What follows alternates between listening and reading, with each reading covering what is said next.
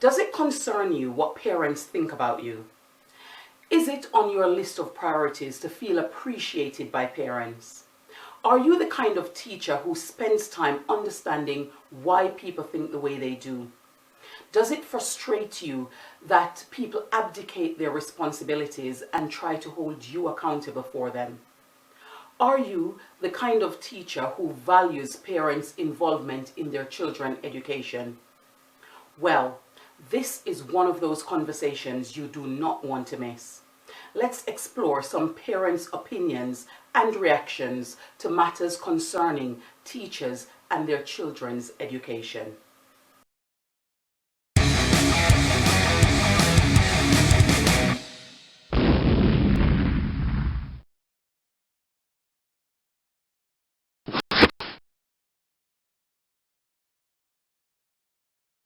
Overall, students and their parents can be very pleasant.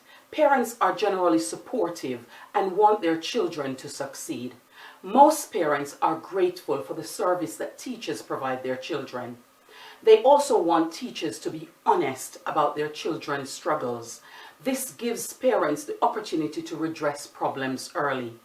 In the best of worlds, people do and say things that can be shocking, disappointing, frustrating, and surprising.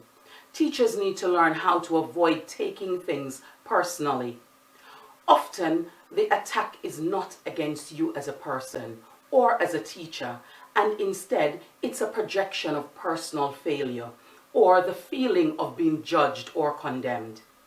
Be able to read through the statements, looking closely at what people say, and more importantly, at what they don't say.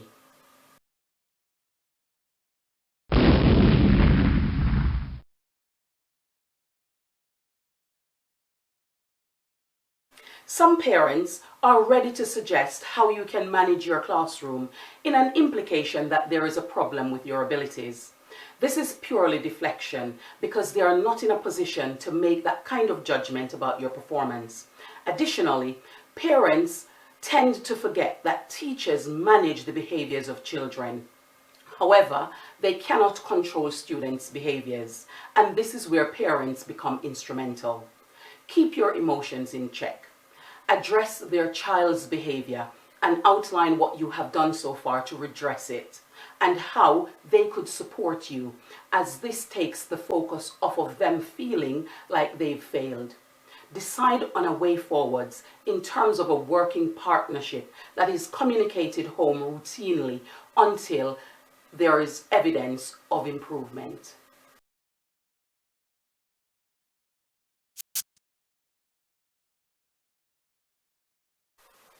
Some parents believe that their children's learning is the sole responsibility of the teachers. This is so ingrained in many social cultures. As such, any problems with underperformance is immediately laid at the feet of teachers, and society as well as parents demand reparation. Again, do not take this personally. Outline the measures that you have implemented to support their children's learning and address the factors for the child's lack of progress. State professional relevance rather than opinion and provide a suggested plan of action to get the child back on track. Ensure that the parent and child are clear about their role in this plan of action. Do your part and allow the child and the parents to do theirs.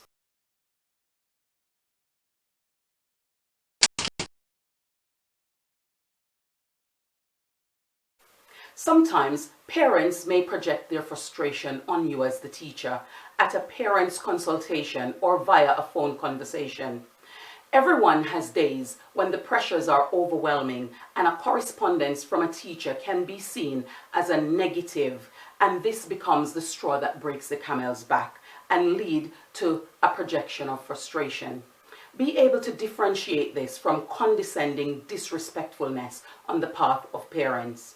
Be the diffuser in the conflict to leave the door open for re-establishing relationships in the future. Give parents the get out clause and reconvene when it is next appropriate to do so. The next encounter will assist in clarifying the intention behind the reaction you received in the previous occasion.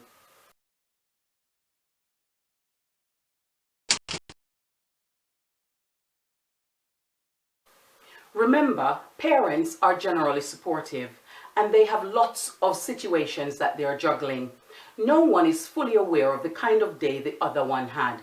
Any negative behavior could simply have been exacerbated by another issue to rectify. This by no means makes poor behavior or disrespect justifiable. Nevertheless, it helps to shape how teachers respond.